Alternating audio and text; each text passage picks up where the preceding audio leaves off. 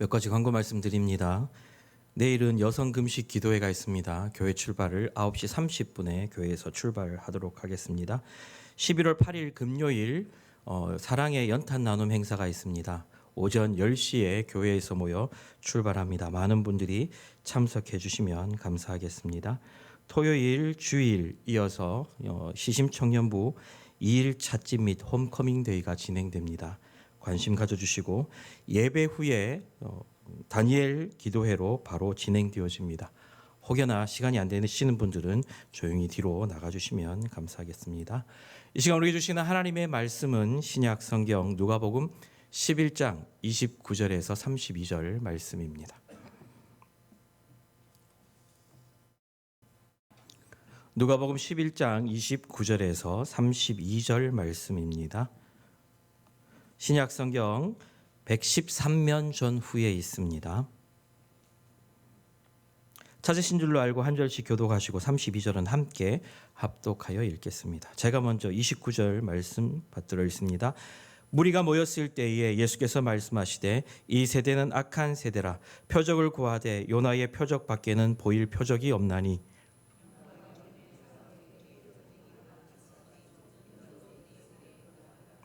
심판 때에 남방 요왕이 일어나 이 세대 사람을 정죄하리니 이는 그가 솔로몬의 지혜로운 말을 들으려고 땅 끝에서 왔음이거니와 솔로몬보다 더 큰 이가 여기 있으며 심판 때에 니느웨 사람들이 일어나 이 세대 사람을 정죄하리니 이는 그들이 요나의 전도를 듣고 회개하였음이거니와 요나보다 더 큰 이가 여기 있느니라.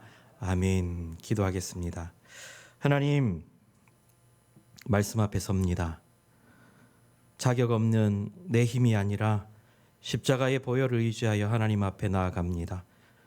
오늘도 말씀으로 조명하여 주시옵시고 우리의 심령이 말씀의 빛으로 조명되어질 때에 깨닫게 하시고 하나님 통회하게 하시고 자복하게 하시고 회개하게 하시며 하나님의 뜻을 발견하고 순종하는 삶으로 살아가기에 부족함이 없도록 은혜 베풀어 주시옵소서.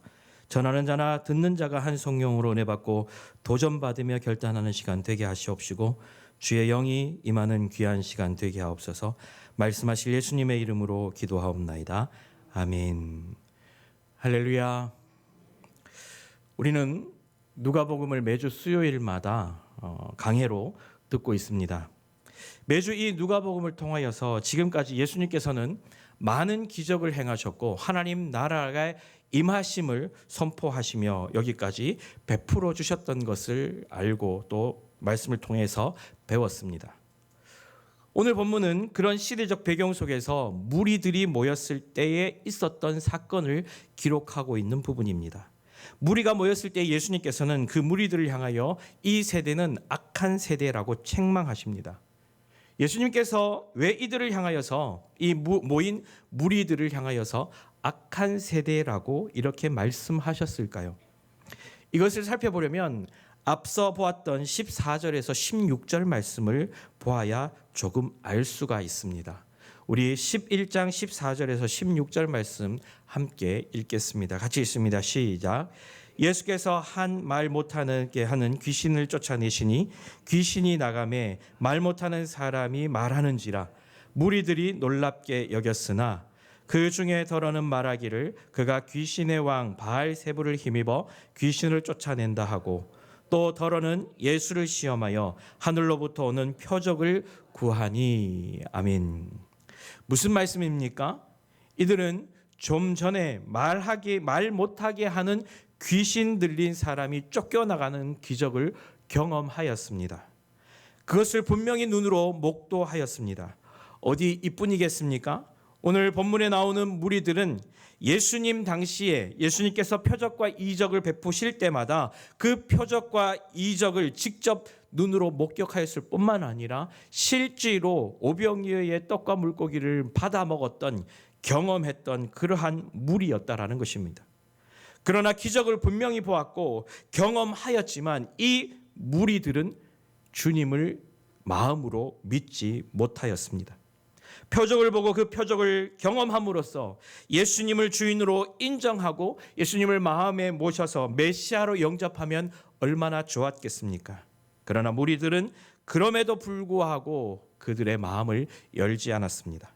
더 큰 표적, 더 큰 기적, 또 다른 새로운 것을 그들은 주님께 요구하고 있는 것입니다. 예수님께서 끊임없이 의심의 길에서 예수님을 바라보는 사람들에게 오늘 우리가 읽었던 이 29절 말씀을 말씀하고 계십니다. 29절 말씀 다시 읽겠습니다. 시작.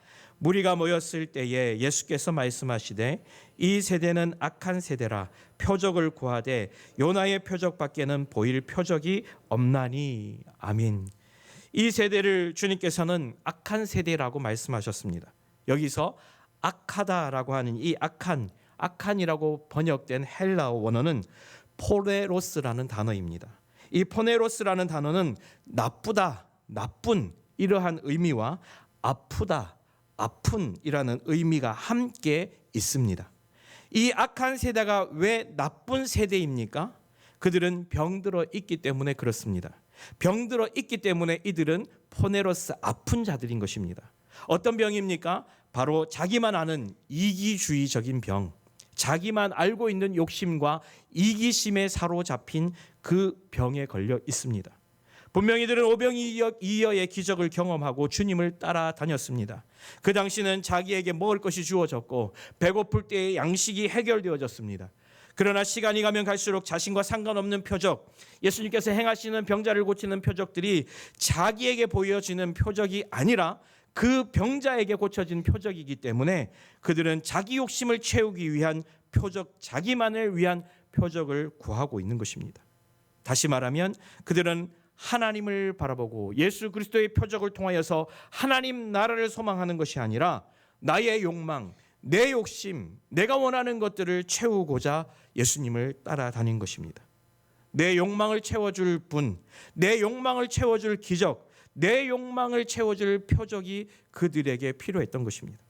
그래서 무리들은 늘 하늘로부터 오는 더 큰 기적, 하늘로 오는 더 큰 표적을 예수님께 요구하고 있는 것입니다. 무엇 때문입니까? 내가 원하는 것들을 다 이루어 달라라는 나만의 이기심, 나의 욕심 때문입니다. 이것이 이 무리들에게는 기적으로 받아들여지는 것입니다. 그래서 예수님은 이 무리들을 악한 세대라고 말씀하십니다. 또한 예수님께서 이들이 악하다라고 하시는 데에 한 가지 이유가 더 있습니다. 그것은 다름 아니라 예수님께 표적을 요구하고 있기 때문입니다. 예수님께 표적을 요구한다라고 할 때에 이 표적이라는 단어는 헬라 원어로 보면 세메이온이라는 단어를 씁니다. 이 세메이온이라는 단어의 뜻은 무엇을 의미하느냐면 신호, 표시, 징후, 전조 이러한 뜻이 담겨진 단어가 세메이온이라는 단어입니다. 사랑하는 여러분, 예수님은 바람을 잠잠케 하셨습니다. 광풍을 멈추게 하셨고 파도를 잠잠하게 하셨고 물이 포도주 되게 하셨습니다. 물고기 2마리와 보리떡 5개로 5,000명을 먹이시는 오병이어의 기적을 베푸셨고 소경의 눈을 뜨게 하셨으며 안진뱅이를 일으키셨습니다. 죽은 자를 살리셨습니다. 수많은 기적을 그들에게 보여주셨고 베풀어 주셨습니다. 인간이 한계라고 생각하는 것들, 인간의 힘으로는 어떻게 할 수 없는 것들, 그러한 것들을 예수님께서 고쳐주시고 일으켜주시고 회복시켜주시고 자유하게 하시고 생명을 주셨건만 그러한 기적들에 대하여서는 감동하기는커녕 오히려 또 다른 기적, 더 큰 기적, 내게 원하는 그러한 기적들을 요구한다라는 것입니다. 예수님의 사역은 그 자체가 예수님께서 보여주신 그 표적 자체가 하나님 나라의 임함을 선포하는 것이요 하나님 나라가 임하는 것을 알리는 표시이자 신호요 징후이자 전조임에도 불구하고 그들은 그것을 깨닫지 못했습니다. 그런데 악한 무리들은 표적이신 예수님을 보고도 믿지 못하고 또 다른 하늘의 표적을 구하고 더 큰 표적을 보여달라고 어리석게 행동하고 있습니다. 이런 요구는 예수님을 인정하지 아니하는 불신앙일 뿐만 아니라 예수님께 대하여 여간 무례한 행동이 아닐 수 없습니다. 이때에 예수님은 더 이상의 표적을 요구하는 이 악한 세대들에게 보여줄 표적이란 이제는 요나의 표적밖에 없다라고 말씀하셨습니다. 여러분, 요나의 표적이 무엇입니까? 예수님께서 왜 갑자기 이런 상황 가운데 뜬금없이 큰 물고기 뱃속에 들어갔다가 사흘 만에 나와서 니느웨로 가서 하나님의 말씀을 전하라고 하는 그 말씀대로 했던 요나를 말씀하시는 것일까요? 요나의 표적이란 무엇입니까? 물고기 뱃속에서 사흘을 지낸 후에 물고기가 요나를 토해냈을 때에 그가 가던 길을 돌이켜서 이제는 주님이 인도하시는 길로, 하나님께서 가라고 하시는 길로 갔던 것처럼 그 사흘의 시간, 그것은 죽음에서 생명으로 옮겨지는 시간의 표적을 의미하는 것입니다. 사흘이라는 이 시간은 예수님께서 이미 말씀하셨던 시간입니다.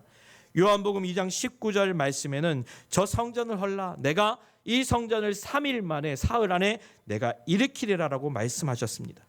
이 말씀을 지금 요나의 표적에 빗대어서 예수님께서 말씀하고 계시는 것입니다. 요나의 표적은 주님께서 사흘 만에 성전을 다시 일으키듯이 죽음에서 생명으로 옮겨지는 표적, 사망 권세를 이기시고 부활로 살아나는 능력의 표적, 그 부활의 표적밖에는 더 이상 보여줄 것이 없다라고 말씀하고 계시는 것입니다. 그리고 30절 말씀에 이렇게 말씀하십니다. 요나가 니느웨 사람들에게 표적이 됨과 같이 인자도 이 세대에 그러하리라. 아멘. 요나는 니느웨로 갔습니다. 니느웨 사람들은 선지자 요나가 전하는 하나님의 심판 메시지를 듣고 즉시 회개했습니다. 니느웨 땅의 회개는 왕으로부터 짐승에 이르기까지 국가적인 회개였습니다. 요나의 선포, 요나의 회개 선포가 너무나도 멋지고 탁월하고 그들에게 참으로 의미 있는 메시지로 전달되어졌기 때문에 그들이 그렇게 회개하였을까요? 그렇지 않습니다. 우리는 요나가 니느웨 성읍에서 어떻게 하였는지를 잘 알고 있습니다. 요나서 3장 3절과 4절 말씀을 보면 둘러보는 데만 해도 사흘길이나 되는 큰 성읍 니느웨를 요나는 하루 동안 다니면서 40일 후에 지나면 니느웨가 하나님의 심판을 받아 무너진다라고 그렇게 그저 외쳤을 뿐입니다. 그런데 그 요나의 외침을 들은 니느웨 백성들은 놀랍게도 하나님을 믿기 시작했고 금식을 선포하며 왕으로부터 높은 신분이나 낮은 신분의 비고하를 막론하고 짐승에 이르기까지 금식하며 힘써 하나님께 부르짖고 악한 길에서 돌이켜 손으로 행한 악행을 중단하였습니다. 여러분, 요나는 하기 싫어서 억지로 외쳤습니다. 어떻게 외쳤을 것 같습니까? 큰 소리로 강하고 담대하게 회개하라고 외쳤겠습니까? 아닐 것입니다. 담대한 선포가 아니라 기어 들어가는 소리로, 하기 싫으니까 억지로, 안 할 수는 없고 그렇기 때문에 그냥 기어 들어가는 소리로 지나가면서 성의 없이 40일 후에 하나님께서 심판하실 것이다라고 그렇게 마지못해 하는 그 회개의 선포임에도 불구하고 니느웨 백성들은 그들이 그 선포에 금식하며 회개하고 돌이켰다라는 것입니다. 요나의 이런 성의 없고 불성실한 외침에도 회개했던 니느웨 백성들 입장에서 보면 지금 예수님과 함께 있던 이 악한 세대, 또 다른 표적을 구하고 있는 이 악한 세대는 정말 이해가 되지 않는 사람들일 것입니다. 왜냐하면 지금 그들에게 말씀을 선포하시고 그들에게 표적과 기사를 보여주신 분이 요나보다 크신 분이시요 요나를 창조하신 창조주이시기 때문입니다. 그렇게 니느웨 사람들에게 있어 요나가 와서 외쳤던 외침이 표적이 되었던 것처럼 이 시대에 대하여서 예수님께서 이렇게 하실 것이다 라고 말씀하고 계시는 것입니다.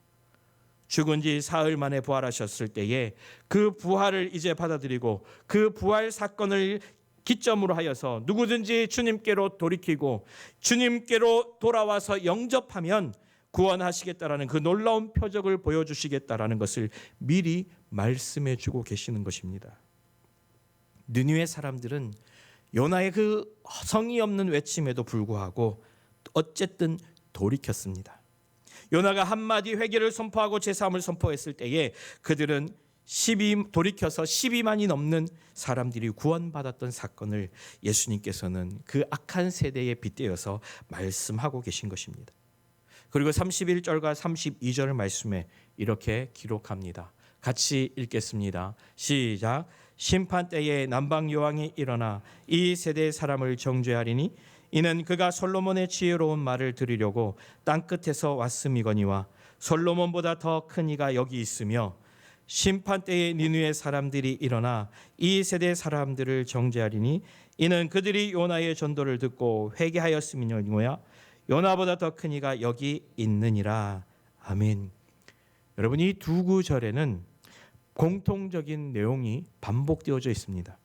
그것은 심판 때에라는 단어와 정죄하리니 그리고 더 큰 이가 여기 있다라는 것입니다. 예수님께서 이 악한 세대를 향하여 두 사람의 비유를 들면서 심판 때에 정죄를 받게 되어진다라고 말씀하시고 계십니다. 그 두 사람은 바로 솔로몬 때의 남방 여왕과 요나인 것입니다. 남방 여왕이 누구입니까? 스바 여왕입니다. 여러분이 잘 아시는 것처럼 이 여왕은 땅 끝에서부터 멀리 먼 길을 쫓아서 솔로몬의 지혜를 듣고자 찾아왔던 여왕입니다. 말로만 듣던 지혜, 소문만으로 듣던 지혜, 솔로몬의 지혜가 어떤 것인지, 하나님께 받은 그 지혜가 얼마나 크고 명철한 것인지, 이 세상의 지혜가 아닌, 인간의 지혜가 아닌 하나님께서 물 붓듯이 부어주시는 그 지혜가 과연 어떤 지혜일까? 그것이 너무나도 궁금하여서 스바 여왕은 솔로몬을 찾아왔다라는 것입니다. 스바 여왕은 솔로몬을 만나러 올 때에 많은 보물을 가지고 왔습니다. 그리고 솔로몬을 직접 만났을 때에 어떤 고백을 합니까? 내가 들었던 것보다 훨씬 더 큰 지혜를 보았다라고 고백하는 것입니다.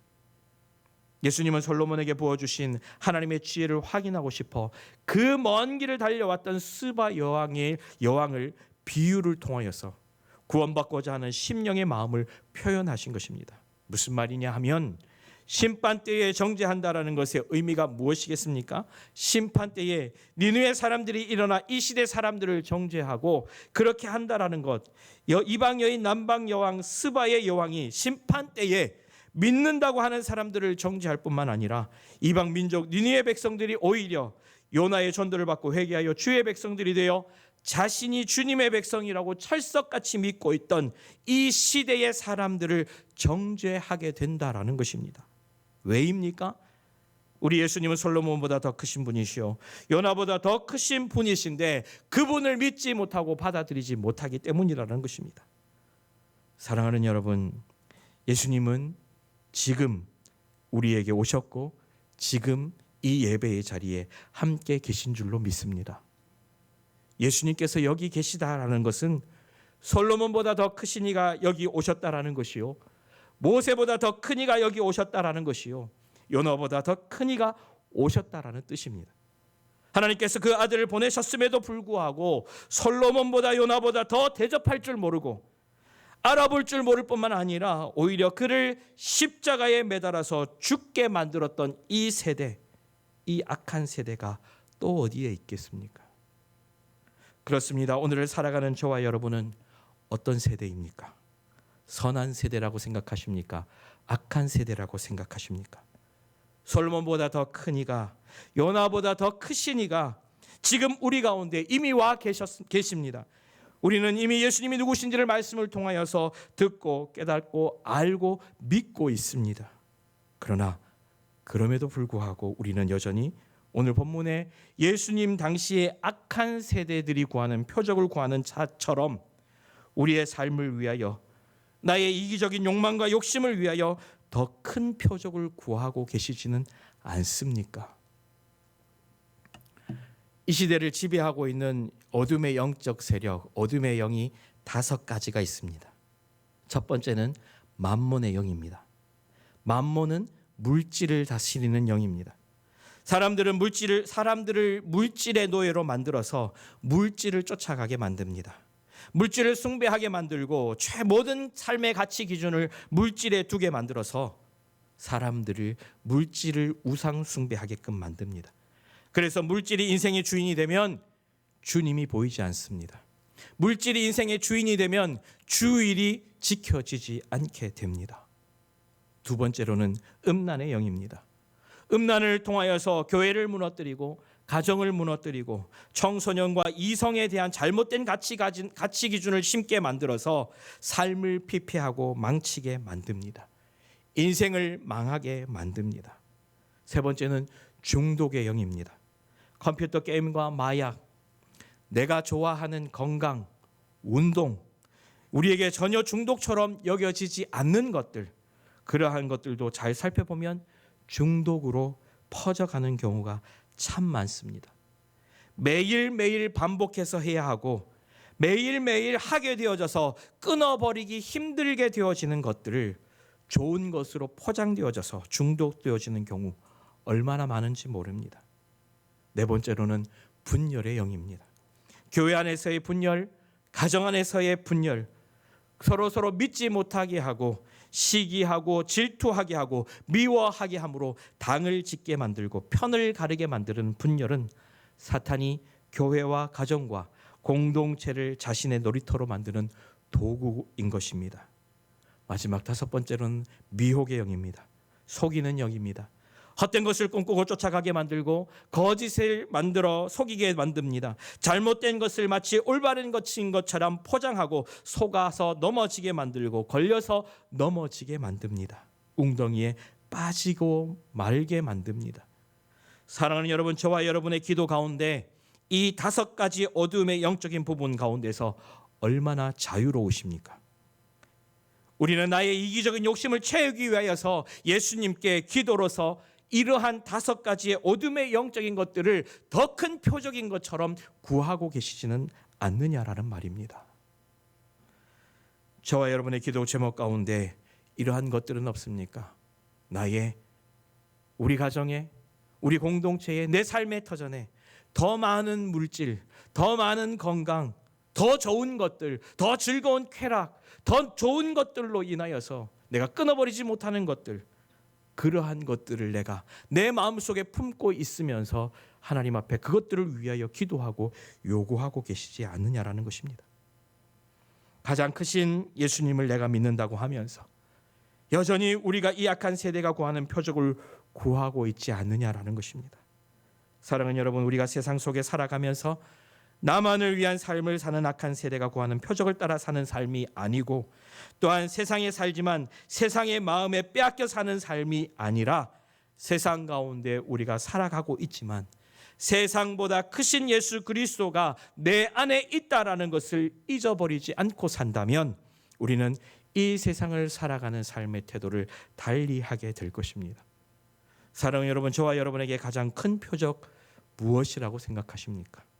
우리는 우리 안에 예수 그리스도가 이미 와 계신 것, 예수 그리스도께서 우리를 구원해 주신 것, 그것이 가장 큰 표적임을 믿으시기 바랍니다. 우리의 구원이 가장 큰 표적임을 믿으시기 바랍니다. 오늘 말씀을 통하여 우리에게 주시는 것은 이 악한 세대가 구하는 표적을 구하며 그들로부터 정죄받는 자가 되는 것이 아니라 세상보다 더 크니 솔로몬보다 더 크신 이가 예수님이심을 깨닫고 우리가 알므로 주님을 나의 주인으로 나의 삶의 가장 큰 표적으로 모셔드림으로 우리가 그 큰 표적을 누리는 삶, 승리하는 삶을 살게 되기를 예수님의 이름으로 축복합니다. 기도하겠습니다.